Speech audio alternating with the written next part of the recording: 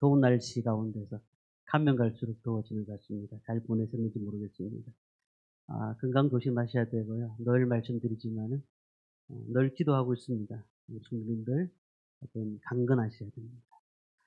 양궁에 보면은 화살을 가지고 음, 그 관역을 맞추는 수 있습니다. 우리나라는 양궁을 잘하는 나라입니다.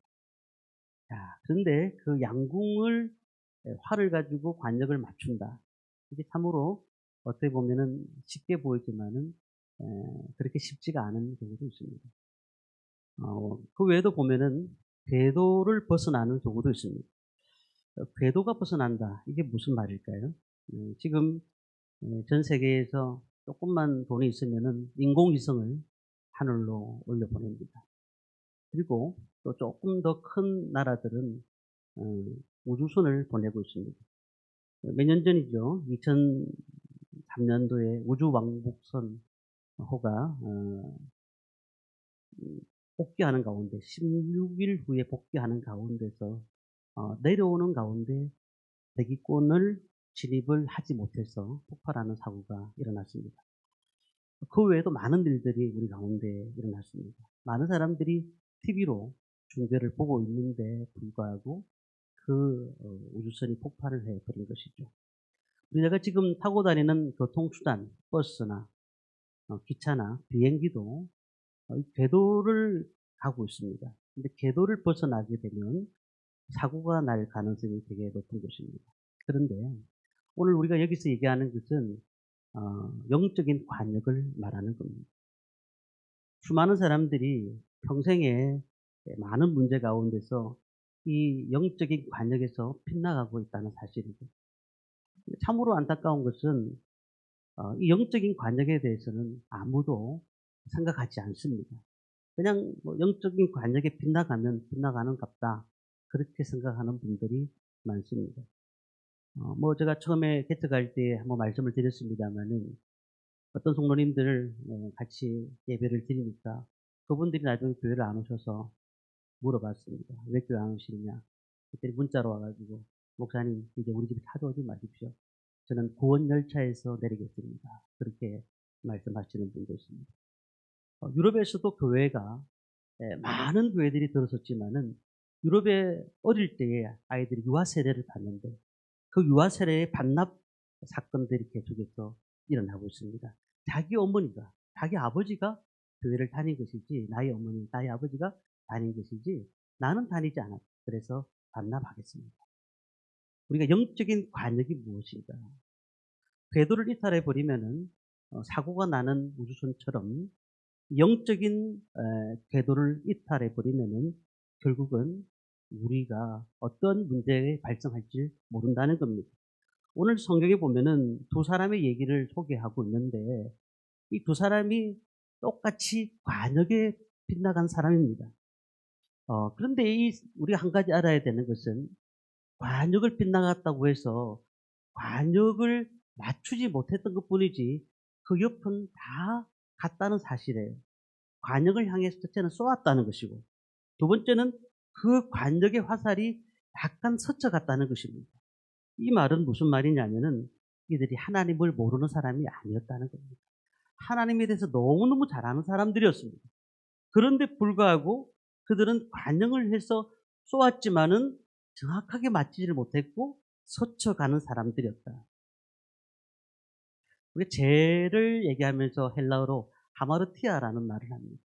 이 하마르티아라는 뜻이 무엇이냐면 하나님 말씀에 빗나갔다라는 뜻을 갖고 있습니다.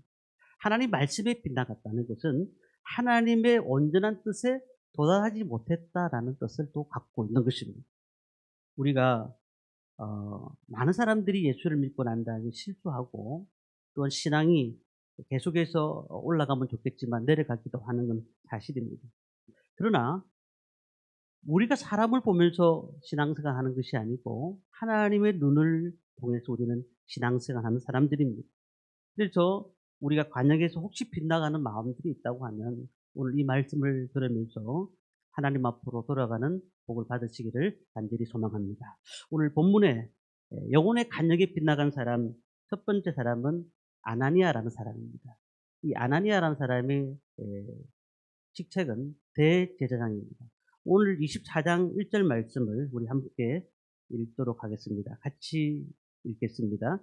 닷새 후에 대제사장 아나니아가 어떤 장로들과 한 변호사 도들로와 함께 내려와서 총독 앞에서 바울을 고발하니라. 우리 잘 아시는 것처럼 대제사장이 어떤 사람입니까? 구약 시대에는 인간이 하나님을 함부로 만날 수가 없었습니다. 정해진 장소에서 만났습니다. 그것이 성전이었습니다. 자, 성전에서 만났는데 그 성전 안에는 지성소와 성소로 나눠져 있습니다. 그런데 지성소는 대제사장이 1년에 한 차례씩 대속죄일에 들어가는 곳입니다. 이곳에 들어가서 이스라엘 민족들의 죄를 회개하며 하나님 앞에 나가는 곳이 이 지성소입니다. 근데 이 지성소에서 그곳에서 죄만 회개를 받는 것이 아니고 하나님 말씀을 듣는 사람이었습니다. 그러니까 영적 관역으로 볼 때 이 대제사장 하면은 굉장히 관역에 가까운 사람이에요. 근데 바로 앞입니다. 하나님 말씀을 듣는 사람이었어요. 그런데도 불구하고 그 역사학자 요세푸스에 의하면은 이 아나니아가 자기의 대제사장직을 돈으로 산 사람이었습니다. 그 앞에 있는 대제사장을 모함해가지고 죽이고, 그리고 자기가 그 자리를 차지한 사람이죠. 그뿐만 아니라 성직을 매매하는 그런 사람이었던 겁니다. 자, 그런데 이 본문에서도 무슨 얘기를 하느냐면 하나님의 마음에 상관없이, 천국 복음과 하나님 나라에 상관없이 관역을 맞추지 않고 자신이 원하는 것을 얻기 위해서 달려갔던 사람이 이 대제사장이다. 이렇게 말씀을 합니다. 1절의 말씀 보면은 변호사 도들로와 함께 내려와서 어디서 어디로 내려갔느냐. 성경에는 안 나와 있지만 예루살렘에서 가이사라까지. 이 가이사라까지가 수백 킬로가 됩니다. 이곳까지 달려왔다는 것은 무엇을 의미하느냐면 이 대제사장의 본분이 있습니다. 본분은 이 성전을 지키는 거 아닙니까? 예루살렘을 떠나지 않는 것입니다. 그런데 불구하고 무엇 때문인지 모르지만 수백 킬로 떨어진 곳에 지금 내려와 있다는 사실입니다. 왜요? 한 사람의 생명을 구하기 위해서 내려온 겁니까? 아니에요. 바울의 생명을 죽이기 위해서 내려온 겁니다. 자기의 본분은 사람들의 죄를 하나님 앞에 구하는 것이고 그의 삶을 통해서 많은 영혼들을 구하는 것인데도 불구하고 그는 바울 한 사람을 죽이기 위해서 그 수백 킬로 떨어진 곳으로 내려왔다라고 말씀합니다. 자, 그런데요, 이 3절에서 그가 어떤 행동을 보이는가를 볼 수가 있습니다. 3절 말씀을 우리 함께 보겠습니다. 벨릭스가 가여 우리가 당신을 힘입어 태평을 누리고 또 이 민족이 당신의 성전으로 말미암아 여러 가지로 개선된 것을 우리가 어느 모양으로나 어느 곳에나 크게 감사하나이다. 자, 여기서 보시면은 이 벨릭스가 어떤 사람인가를 또 알아야 될 거 아니겠습니까? 이 사람은 또 아나니아보다 더 똑똑한 사람들입니다. 왜냐하면은 로마 시대에 원래 이 사람은 노예였습니다. 노예였는데 자유인이 되고 난 다음에 뭔가를 야망이 있었습니다. 그 야망이 뭐냐면 유대인 가운데 총독이 되고 싶어 하는 거예요. 그 방법을 고민하다가 아주 직책이 높은 사람 손녀와 결혼을 해가지고 그 자리를 탐하는 겁니다. 그래가지고 그는 결단을 내리죠. 이제 그 손녀와 결혼하면은 자기가 높은 자리에 오를 수 있겠다. 문제는 오르고 난 다음에도 어떤 일을 했느냐면 24장 24절의 말씀 보면은 수일 후에 벨릭스가 그 아내 유대 여자 두루실라와 함께 와서 바울을 불러 이렇게 말을 했거든요. 두루실라라는 사람은 또 다른 사람이에요. 이게 무슨 말이냐면은 두루실라와 또 결혼을 한 겁니다. 두 번 결혼을 한 겁니다. 왜냐? 두루실라도 결혼한 여자였는데 이 가정의 파탄을 만든 사람이 벨릭스라는 사람이에요. 파탄을 만들고 자기가 그곳에서 그 사람을 차지하기 위해서 결혼을 했다. 보통 사람이 아닌 거죠. 자신의 목적을 위해서 모든 사람을 죽이고 그리고 결국은 자신이 얻을 것을 얻으려고 하는 사람이 이 벨릭스였다고 볼 수가 있습니다. 그런데 사도 바울은 그를 어떻게 부르는지 아십니까? 10절에 보니까 이렇게 말씀합니다. 다른 말씀은 다 두고요. 당신이 여러 해 전부터 이 민족의 재판장 된 것을 내가 알고, 뭐라고 부르죠? 당신이라고 부르고 있습니다. 당신. 영적인 상태를 분명히 알고 그렇게 불렀던 것입니다. 야, 원래 유대 총독과 대제사장 사이는 원수지간이 돼야 됩니다. 왜냐하면은 이 대제사장은 하나님을 모시는 사람 아니겠습니까? 그런 가운데에 누가 들어왔습니까? 로마에서 보낸 총독이 들어와 있어요. 그렇다고 하면은 하나님을 모시는 대제사장이 얼마나 화가 나겠습니까? 하나님의 재단에, 하나님의 나라에 저들이 모든 정치를 다 하고 있으니까 얼마나 힘들겠어요. 그런데 이 아나니아가 벨릭스에게 3절에 이렇게 말합니다. 벨릭스 각하여, 우리가 당신을 힘입어 태평을 누리고 또 이 민족이 당신의 성전으로 말미암아 여러 가지로 개선된 것을 우리가 어느 모양으로나 어느 곳에서나 크게 감탄하는, 무슨 말일까요? 지금 벨릭스에게 굉장히 아부를 하고 있는 모습 아니겠습니까? 아부를 하고 있어요. 사도 바울 보면서 뭐라고 합니까? 전염병이다 라고 얘기합니다. 저 사람은 전염병을 가진 사람이다. 왜냐하면은 예수라는 이단을 전하고 있기 때문에 전염병을 가진 사람이다. 그런데 벨릭스 각하 보고는 뭐라고 하고 있죠? 각하여, 당신을 힘입어서 우리 나라가 잘 되는 것 같습니다 라고 아부를 하고 있다는 사실입니다. 우리가 가만히 보시면 참 사람들이 사는 방법이 다양한 것 같아요. 푸틴 대통령, 러시아 대통령 아니겠습니까? 제가 TV를 한번 본 적이 있었습니다. 근데 그 당시에 러시아와 지금도 뭐 우크라이나와 전쟁을 하고 있습니다만 가만히 옆에 보니까 누군가 옆에 있는 거예요. 자세히 봤습니다. 누구냐 했더니 러시아 정교회 신부입니다.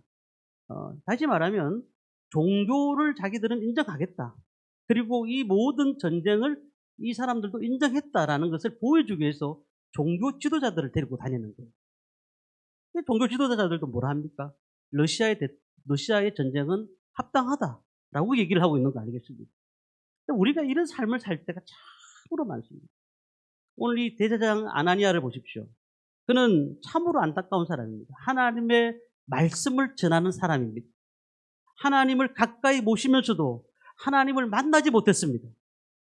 천국에 가장 가까이 있는 사람임에도 불구하고 그가 천국에 들어가지 못했던 사람이 아나니아라는 사람입니다. 진리에 가장 가까이 있는 사람임에도 불구하고 진리를 깨닫지 못했던 사람.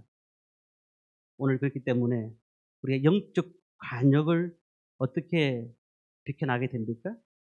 마음이 변화되지 않으면, 첫째로 마음이 변화되지 않으면 영적인 관역을 비난하게 됩니다. 우리가 지금 제가 목사입니다. 그리고 또한 장로, 권사, 집사, 안수집사, 교사, 교회 일 맡은 사람들이 많이 있습니다. 문제는 우리는 늘 예배하고 있습니다. 하나님 앞에 오늘도 예배드립니다. 주일학교 교사들이 오늘도 예배를 준비합니다. 뭐가 다를까요? 하나님을 잘 알고 있습니다. 저도 신학 공부를 많이 했습니다. 그리고 늘 예배를 드리고 있습니다. 우리 성도님들도 마찬가지입니다. 이 예배를 드리고 또 어떨 때는 또 유튜브를 통해서 말씀을 듣기도 하잖아요. 복음이 뭔지 알고, 천국이 뭔지 알고, 지옥이 뭔지도 압니다. 문제는 그 말씀을 알긴 알지만 진리대로 살아가지 못하는 사람이 너무 많다는 사실입니다. 이 아나니아 같은 사람은 대제사장의 역할을 감당하는 사람이었습니다. 그런데도 불구하고 오래 믿었고 그가 그냥 되어진 것이 아니고 온전한 예배를 드리겠다고 그 지성소에 들어갔던 그 사람인데도 불구하고 그가 대제사장 되면은 천국 간 줄 확실합니까? 아니잖아요. 저도 목사입니다만은 개인적으로 제가 착각할 때가 많습니다. 내가 하는 일은 다 영적인 것이에요. 아닙니다. 저도 제가 하는 일에 더 영적인 것이라고 생각 안 할 때도 많습니다. 대제사장 아나니아도 마찬가지입니다. 그 가까운 데서 하나님 일을 한다고 해서 관약을 아주 잘 맞추고 있다? 우리 그렇게 볼 수가 없다는 겁니다. 그래서 히브리 기자는 히브리서 2장에 이렇게 얘기를 하고 있습니다. 수신자들의 마음을, 강팍함을 꾸짖으시면서 너희의 마음이 왜 강팍하게 되는지 아느냐? 너희가 왜 하나님의 징계를 받는 자리에 이르는지 아느냐? 단 하나다. 하나님 말씀을 듣기는 들었는데 믿음으로 화답하지 못했기 때문이다 라고 말을 했습니다. 이스라엘 민족들이 이스라엘 광야에서 수많은 기적을 보았습니다. 시내산에서 나타나신 하나님의 말씀을 받았습니다. 십계명을 하나님으로 받았습니다. 그런데도 불구하고 믿음으로 부응하지 못했다는 사실이죠. 이것이 이스라엘이 멸명한 이유라는 겁니다. 오늘 우리는 어느 직분을 받았느냐가 중요한 것이 아니라 우리의 마음이 변화가 일어나야 됩니다. 변화가 일어나지 못하면은 이 대제사장이 그 관역에서 벗어난 것처럼 오늘 우리도 어떤 일을 하느냐, 어떻게 주님 앞에 쓰임 받느냐, 우리의 마음이 변화가 나타나요. 우리가 하나님 앞에 어떤 사람인지를 늘 살펴봐야 된다는 겁니다.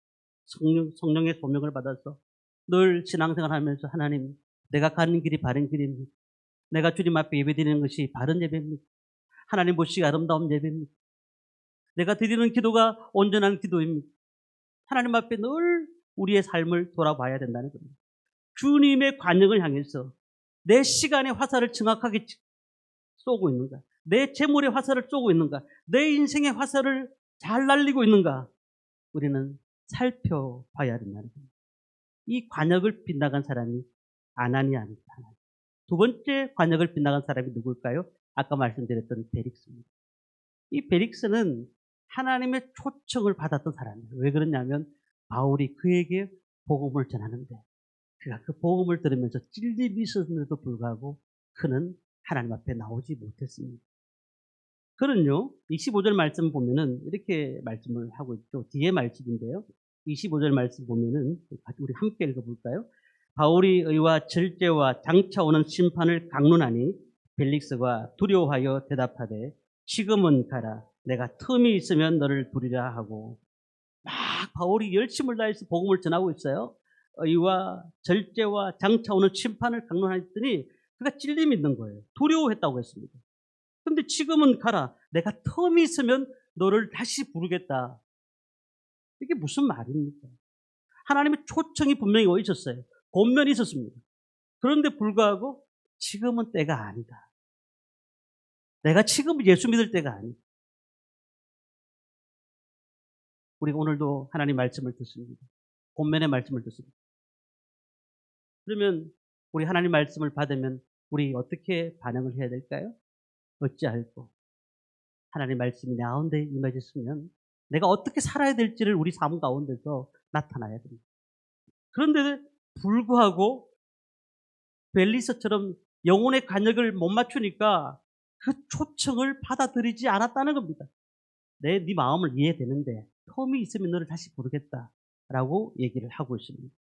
우리가 신앙생활을 아무리 오래 해도 말씀이 안 들리고 예배가 안 드려지면은 불신자와 가까운 것입니다.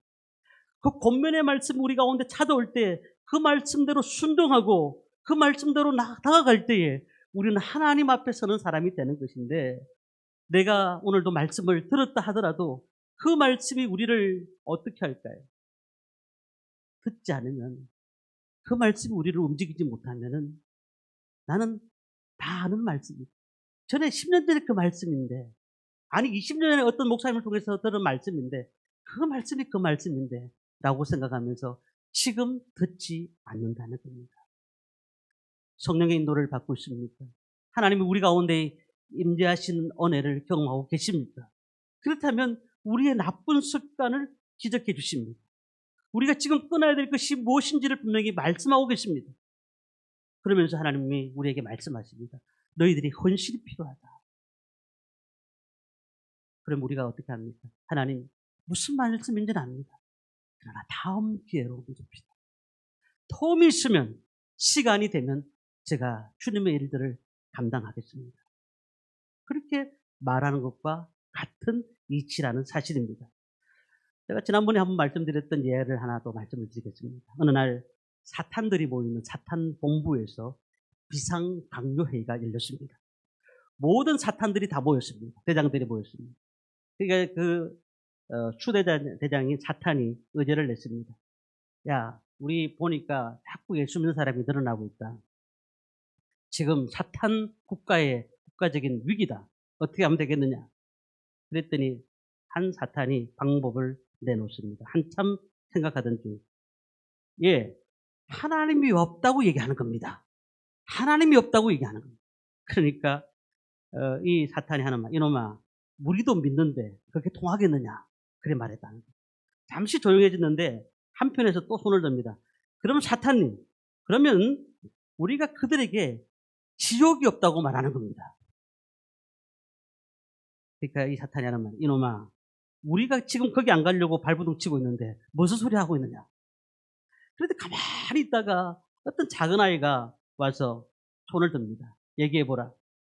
예, 천국이 있다는 것, 하나님이 있다는 것, 지옥이 있다는 것 다 믿으니까, 그러니까 다 믿으라고 얘기합시다. 그러고 난 다음에 그 옆에 가지고 조용히 속삭입시다. 나중에 믿어라. 나중에 해라. 내일 하면 되지 뭐. 그렇게 속삭이라는 거죠. 그랬더니 이 사탄 광요에서 박수를 치면서 그렇다. 내일 하면 된다. 그 얘기를 성도들에게 집중적으로 말하자. 오늘 뭐 이게 예화지만은 그럴듯한 예 아니겠습니까? 우리가 과거에 받았던 하나님이 어떻고 과거에 하나님 앞에 어떻게 일을 했던 것 이것을 주님이 물으시는 게 아니라 지금 내가 어떤 상황에 있든 어떤 환경에 있든 간에 최선을 다하는 것. 하나님 부르실 때 텀이 있으면 내가 그 바울을 부르겠다는 그 벨릭스의 얘기가 아니라 지금 내가 시간이 없지만은 하나님 앞에 최선을 다하겠다. 하나님 앞에 나아가겠다. 주님 앞에 봉사하겠다고. 이런 모습이 하나님의 은혜인 줄 믿습니다. 고린도후서 2장 2절, 6장 2절 말씀 보면은 보라 지금은 은혜 받을 만한 때요. 보라 지금은 구원의 날이로다. 여기에 구원이 있습니다. 여기에 용서가 있습니다. 여기에 새로운 삶이 있습니다. 힘들어하십니까?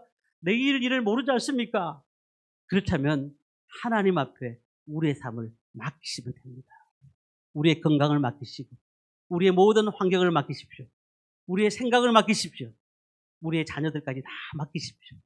하나님께서 모든 일 가운데서 은혜를 베풀으시고 주님이 주시는 은혜를 우리에게 분명히 보여주실 줄 믿습니다. 마지막 세 번째는요. 중요하지 않은 일들을 마음에 둘 때에 우리는 그 관역을 빗나가는 겁니다. 중요하지 않은 일. 자, 바울이 예루살렘에 올라온 이유가 몇 가지가 있습니다. 제일 중요한 것은 복음을 전하는 것입니다. 그런데 한 가지 더 있습니다. 오늘 17절 말씀인데요. 우리 17절 말씀을 한번 보려고 합니다. 같이 읽겠습니다. 여러 해 만에 내가 내 민족을 구제할 것과 재물을 가지고 와서 자, 민족을 구하는 것은 잘 아시잖아요. 그래서 재물을 왜 가지고 왔을까요? 예루살렘이 교회가 가난했다고 했습니다. 그래서 구제하기 위해서 헌금을 모았던 것을 우리 살펴보았어요. 자, 그런데 이 베리스가 가만히 보니까요. 이 헌금이란 말이 딱 걸린 거예요. 오, 맞다. 형석은 조금 초라해 보여도 저 사람 돈이 있다. 그래서 베릭스가 바울에게 좀 관심을 가지는 게 뭐냐면 돈을 좀 챙기려고 하는 거예요. 26절 보니까 동시에 또 바울에게서 돈을 받을까 바라는 고로 더 자주 불러 같이 이야기하더라. 돈을 챙길까 싶어서 다른 지역에서 받아왔던 헌금을 자기가 좀 챙겨볼까 싶어서 벨릭스는 교회의 헌금을 예루살렘 교회에다가 주려고 했는 사실을 너무나도 잘 알고 있는 겁니다. 그 수많은 교인들이 예루살렘 교회에 수십만 명이 굶고 힘들어서 낙심하고 있을 때에 이 바울이 헌금을 조금씩 거둬서 이 예루살렘 교회에 줘야 되겠다. 그리고는 모아온 돈을 알고 있는 겁니다. 오늘도 마찬가지입니다. 사실 우리는 수많은 일들이 중요합니다. 우리에게 일어나는 일들, 가정의 일들, 직장의 일들, 사업장의 일들, 자녀들의 일들 너무 중요합니다. 그러나 우리가 그런 일 때문에 영혼을 바꿔서는 안 되는 겁니다. 우리가 중요한 일이 무엇인가를 생각해 봐야 됩니다. 우리가 도대체 베릭스를 보면서 야, 저 사람 참 희한한 사람이다라고 얘기할 수 있지만 우리도 그런 삶을 살 수가 있습니다. 하나님의 나라의 일을 우리는 얼마나 열심을 다하고 있습니다. 내가 정말 하나님 앞에 어떻게 살아야 될지를 먼저 우선순위가 뭔지를 생각하고 계십니다. 이 베릭스라는 사람이 나중에 보면 사형운동을 받습니다. 물론 재판을 하다 보니까 다시 노예로 들어가는 상황까지는 하게 됩니다만 이 사람이 참으로 복음을 알았던 사람 아니겠어요? 구약을 너무 잘 알았던 사람이에요.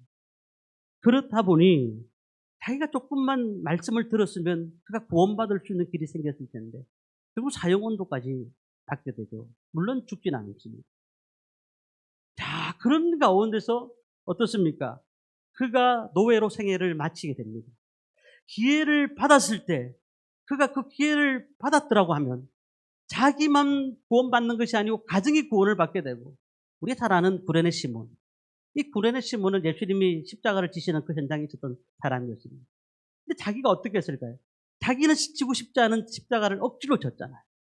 그랬더니 자기가 진 십자가로 인하여서 그 가족들과 후손들이 너무나 잘 되는 은혜를 받았던 거예요. 우리는 아무것도 아닌 것처럼 보이지만 하나님은 알고 계시는, 우리는 어떻게 하나님 앞에 우리의 시간과 우리의 생각을 드리겠습니까? 우리 교회 오는 목적이 무엇인가요? 제가 전에 그 부교육자 때입니다. 한참 교회가 붕이 됐어요. 목사님이 예배 후에 강고를 하시는 거죠. 강고를 하는데 좀 잠깐만 시간을 한 5분만 달라고. 목사님이 강구하시면 되는데 왜 강구하시는가 생각을 했는데 갑자기 얘기하시면서 우리 교회에 공기청정기를 장로님이, 어느 교회 장로님이 기증을 했다, 그렇게 말씀하셨어요. 그것까지는 이해가 됐어요. 그러고 난 다음에 하시는 말, 그 장로님이 우리 교회에 오셨는데 그분이 우리 교회 성도님들한테 공기청정기를 좀 설명할까 싶어서 오셨다, 그렇게 말씀하셨어요. 그래서 저는 무슨 말인지 몰랐어요. 부교육자이기 때문에 뒤에 앉아가지고 있는데, 예배를 마치고 다 남아라 하고는 공기청정기 광고를 하기 시작하는 겁니다. 제가 젊은 나이에 이건 아닌데 왜 예배 시간에 그걸 광고하실까 근데 뭐 아니나 다를까, 그러니까 시험 들어가지고 성도님들이 3분이 나갔어요. 공기청정기는 한 5대 팔렸더라고요. 제가 보니. 좀 가만히 생각했습니다. 지금도 우리 개척교회지만은 전화가 와가지고, 목사님 점심 식사를 우리가 대접할 때니 10분만 시간을 주시면 감사하겠습니다 하는 분들이 많아요. 교회를 이용해서 상업적으로 이용하려고 하는 분들이 많은 거죠. 저는 왜 이렇게 말씀을 드리냐면, 교회는요, 하나님 앞에 예배 드리는 곳이고, 그리고 또한 말씀의 관역을 통해서 하나님께 나가는 곳입니다. 그렇다면은 우리가 그 관역을 벗어나는 순간 문제가 생기기 시작하는 겁니다. 우리 중요하지 않은 것에 마음을 두시지 말기를 바랍니다. 우리는요, 하나님 앞에 예배드리러 왔으면 온전히 하나님이 받으실 만한 예배로 준비해서 드리시기를 바랍니다. 신앙생활을 한다고 할 때에 신앙의 목적이 무엇일까요? 하나님의 영광을 올려드리면 되는 것입니다. 하나님의 기쁨이 되는 것입니다. 그렇기 때문에 세상 사람들과 다른 게 뭔가요? 우리는 예배드리는 거예요. 주님을 사랑하는 겁니다. 주님을 높이는 것입니다. 우리가 이 땅에 지향할 목표는 돈이 아닙니다. 건강이 아닙니다. 분명히 아셔야 됩니다. 그것에 중요한 목표를 두지 마시기를 바랍니다. 그것 때문에 예수 믿는 것 또한 잘못된 것입니다. 우리는 오직 하나님의 영광을 위해서 하나님 앞에 온전한 예배자로 주님 앞에 부르심을 받은 줄 믿습니다. 그렇기 때문에 이제 중요하지 않은 것에 목표를 가지고 고민하지 마시기를 바랍니다. 말씀을 마칩니다. 이 대제사장 아나니아 그리고 총독 벨릭스, 하나님 관역에 가까이 갔던 사람이었어요. 가까이. 다 하나님의 말씀을 잘 알았어요. 문제는 관역에 들어가지 못했다는 사실입니다. 오늘 우리가 직분자니까 나는 괜찮을 것이라고 생각하지 마십시오. 지금 예배를 드렸다고 안심하지 마십시오. 우리가 성령의 말씀을 통해서 우리가 지금 어디까지 왔는지를 한번 생각해 보시기 바랍니다. 남은 인생을 허비하는 것이 아니고 하나님 앞에 더 가까이 붙어서 주님이 원하시는 길이 무엇인가를 생각하며 오늘도 달려가기를 원합니다. 주님이 원하시는 길, 내가 하나님 앞에 어떻게 살아야 될지를 생각하면서 오늘도 주님의 영광을 위해서 살아드리는 저와 성도님들 되시기를 주님의 이름으로 축원합니다.